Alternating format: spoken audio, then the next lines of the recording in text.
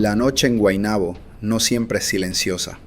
A veces es el zumbido de un motor tuneado, la radio a todo volumen con reggaetón viejo, el roce de llantas contra el asfalto caliente. Y a veces es el clic de un seguro siendo liberado. En el mundo de los puntos de droga, el oído se afina para distinguir entre el ruido normal del barrio y el sonido que precede a una lluvia de plomo. Pero el oído puede engañar, y cuando se combina con paranoia, cocaína y un arma en la mano, el error no es una posibilidad, es una condena. Esta es la historia de ese error, del hombre que creyó escuchar la guerra en su patio y solo encontró a un niño jugando a las escondidas, de cómo un apodo ganado por destreza, Matojo el Guiliador, se convirtió en la firma de un horror que ni el más brutal de sus enemigos podría haber imaginado. Esta no es una historia de inocencia, es una historia de cómo la vida criminal, en su lógica torcida, produce sus propias víctimas y luego trata, inútilmente, de lavarse las manos con tecnicismos legales y traiciones entre rejas. El 17 de diciembre de 2008, en la urbanización Bosque Las Palmas de Bayamón, el aire olía a vacaciones navideñas. Eliezer Encarnación Alicea, de 13 años, estaba jugando. Un juego simple, universal, las escondidas, la risa ahogada, el correr rápido detrás de un árbol, la emoción de no ser encontrado. A pocos metros, detrás de los muros de otra casa, el ambiente era distinto. Allí, Miguel Rivera Morales, Matojo, de 28 años, no estaba jugando, estaba indicando. En el léxico del narcotráfico, indicar es el proceso meticuloso y sucio de cortar la cocaína pura con adulterantes, levamisol, lidocaína, lactosa, para multiplicar el producto y el dinero. Es un trabajo de concentración, de química callejera, requiere silencio. Cualquier ruido es una amenaza. Matojo no era un empleado, era el jefe. Controlaba el punto en esa zona de Guaynabo con el puño cerrado.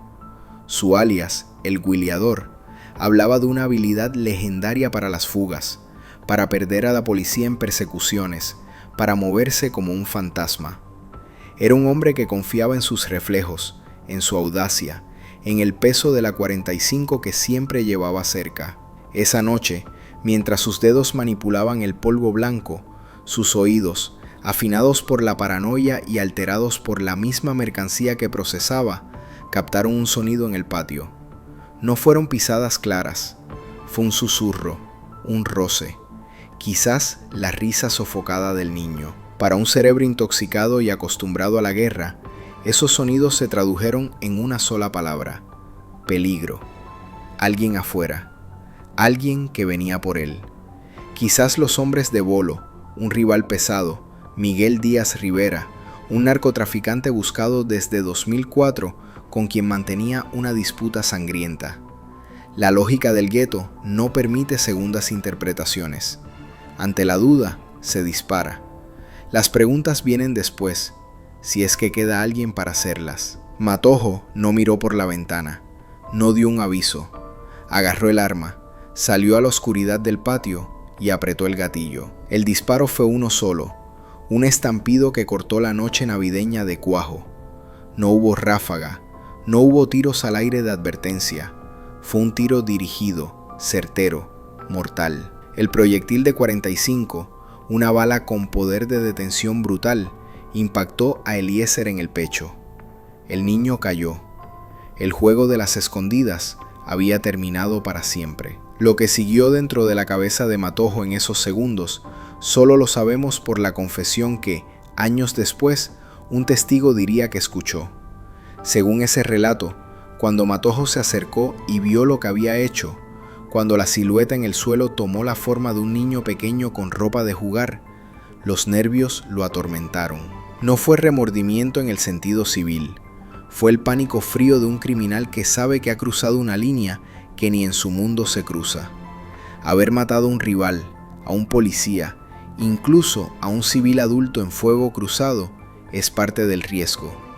Pero un niño, solo, jugando, eso es un estigma que ni el capo más poderoso puede sacudirse. Ese tiro despertaría a todo un pueblo, no solo a la policía, Por eso huyó.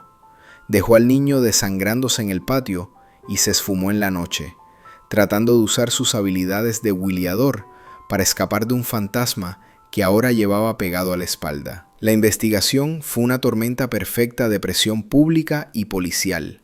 La comunidad, consternada, exigía respuestas. La imagen de un niño asesinado por la bala perdida de un narcotraficante es la clase de noticia que quema la portada de todos los periódicos y llena los noticieros por semanas. La policía no descansaría, pero Matojo era escurridizo. Se refugió en la clandestinidad, moviéndose entre casas seguras. Una de ellas era en la calle Pomarrosa, en la urbanización Las Palmas del Cerro Gordo, en Vega Alta. Allí compartía escondite con otro prófugo, un hombre conocido como El Gordo, de 32 años, buscado por el homicidio de un joven llamado Orvin Rondón en Guaynabo. El escondite era, como todos, un arsenal improvisado. Cuando los federales y agentes locales finalmente dieron con el lugar y allanaron, encontraron el equipamiento estándar del narcotraficante en guerra. Pistolas calibre 45, montañas de municiones, 10 cargadores, envases vacíos usados para guardar cocaína, una máquina para contar dinero eléctrica y $5,771 en efectivo. También un Ford Explorer que sería confiscado. Pero Matojo no se rendiría fácil. Al ver a los agentes en un acto desesperado que reflejaba su alias, intentó escapar atropellando a un oficial. La respuesta fue un disparo que lo hirió en un glúteo. Fue capturado sangrando, no como un huileador legendario, sino como un fugitivo acorralado. El Gordo cayó también. A este último le impusieron una fianza astronómica de $27,5 millones. Para Matojo, el precio sería mucho más alto. El juicio fue un circo de dolor y acusaciones. En la sala, la madre del niño, la señora Magali Alicea, cargando un peso imposible. Frente a ella, Matojo, con una actitud que no era de sumisión, sino de desafío. Negó una y otra vez, con vehemencia, haber matado al niño. Miró a la madre y le dijo que no tenía que pedirle perdón porque él no era el responsable. Su argumento era que lo usaban como conejillo de indias, un chivo expiatorio por su fama de líder criminal. Su abogada defensora, Mayra López Mulero, llevó esa bandera. Argumentó que el verdadero asesino andaba suelto, que su cliente era víctima de un sistema que quería encarcelar a un capo a toda costa, usando un crimen atroz para lograrlo. Atacó la credibilidad de las pruebas físicas, que aunque lo situaban en la zona y como dueño de armas similares, no eran una pistola humeante literalmente. Pero el caso de la fiscalía tenía un núcleo de acero, un testigo clave, un hombre llamado Jonathan Machuca Rosario. Machuca no era un ciudadano cualquiera, era un recluso que, según su testimonio, compartió celda o patio con Matojo en el 2010 dentro del sistema penitenciario. Dijo que se hicieron amigos, que Matojo, incluso tras las rejas, mantenía control. Todos los teléfonos celulares ilegales dentro de esa prisión eran de él. Y luego, en un momento de confianza o de fanfarronería carcelaria, Matojo se le habría quebrado. Le habría confesado el crimen. La historia que Machuca contó al tribunal fue la versión más cruda y verosímil de esa noche. Matojo indicando cocaína, escuchando gritos de «cógelo, cógelo», que pudo ser parte del juego del niño, saliendo disparando como un loco, y solo dándose cuenta después, con horror, de que había alcanzado un niño. Este testimonio era dinamita. La defensa intentó desacreditarlo, alegando que Machuca cantaba lo que el gobierno quería oír a cambio de beneficios sustanciales: reducción de condena, traslado a cárceles más seguras, tal vez hasta libertad. Pero para el juez José Ramírez Yuc, el cuadro estaba completo. El testimonio, unido a las pruebas circunstanciales y al historial de Matojo, formaba una narrativa coherente e irrebatible. La sentencia no podía ser leve. Se le aplicó todo el peso de la ley. Cargos por homicidio en primer grado y violación a la ley de armas. El resultado fue una condena que era más que una cadena perpetua. Era una sentencia de 159 años de prisión. Una cifra que no mide años de vida, sino la magnitud del desprecio social y legal por el acto cometido. Es una sentencia que dice: tu vida, como la del niño que quitaste, termina aquí. Pero tu existencia como número en un registro continuará hasta que el papel se deshaga. La sala del Tribunal de Bayamón olía a limpio institucional y atención contenida el día de la sentencia. No era el olor de la calle, a gasolina y pólvora, sino el del aire acondicionado y madera encerada. José A. Concepción Guerra, Matojo, de 30 años ya para entonces, se puso de pie. No con la postura encorvada de un hombre derrotado, sino erguido. El juez José Ramírez Yuc había declarado que el caso se probó más allá de duda razonable. La evidencia presentada por los fiscales Sergio Rubio y Alberto Miranda fue contundente. La casa donde ocurrió el crimen no era una vivienda familiar cualquiera. Funcionaba como un laboratorio de drogas alquilado específicamente por Matojo y su grupo para indicar o preparar sustancias controladas. El patio donde Eliezer Encarnación Alicea jugaba a esconderse era el patio trasero de ese negocio. La lógica forense y el testimonio clave apuntaban a que, desde dentro de ese laboratorio, Matojo escuchó un ruido, pensó que era un rival, en medio de la guerra que mantenía con el narcotraficante Bolo, y disparó a ciegas. Antes de que el juez leyera la condena, Matojo quiso hablar. «Buenos días», comenzó, con una calma que sonó a desafío. Dirigiéndose directamente a la madre del niño, Magdalia Alicea, quien estaba presente, dijo: «Yo no maté a Eliezer Encarnación Alicea. Le digo a su madre, que está aquí, con el mayor de los respetos, que le preguntan por ahí si me perdonó». Pero la historia de Matojo no terminó en esa sala de tribunal. Su condena de 159 años no lo enterró en el olvido, lo transformó en un símbolo dentro de un mundo paralelo. En las cárceles y en ciertos círculos de la calle, Matojo el Huileador dejó de ser solo un hombre para convertirse en un ícono de resistencia.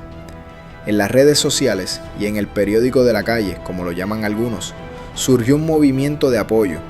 Publicaciones en plataformas como Facebook lo proclaman leyenda de Puerto Rico, guerrero de Guaraguao y, de manera más significativa, el verdadero fundador de los Huileadores. Este último título es crucial. Lo sitúa no como un miembro más, sino como un pionero, un creador de una identidad criminal basada en la destreza al volante y la evasión. Se le describe como un bandido respetado, dentro y fuera, firme con los códigos. El lamento constante es que está pagando 159 años por un crimen que no cometió, y eso lo sabe todo el mundo. Esta narrativa es abanderada explícitamente por la Asociación Nieta, una de las organizaciones carcelarias más poderosas y antiguas de Puerto Rico, que lo ha adoptado como una causa célebre. Los hashtags como Free Matojo el Huileador circulan en estos espacios, pintando la imagen de un hombre inocente, víctima de un sistema corrupto que necesitaba un culpable rápido para un crimen que conmocionó a la isla. Se le atribuye incluso una influencia cultural más allá del crimen. Hay quien asegura en estos foros que fue él, con su estilo, quien popularizó el uso de motocicletas Honda XR en la escena underground. Un detalle que, aunque anecdótico, alimenta su mito como un trendsetter del bajo mundo. La realidad penitenciaria de Matojo es la de un hombre que cumple una condena que excede con creces la expectativa de vida humana en el sistema carcelario más peligroso del territorio estadounidense. Su arresto en 2009 no fue por el homicidio inicialmente, sino por violar la probatoria de un caso previo de ley de armas.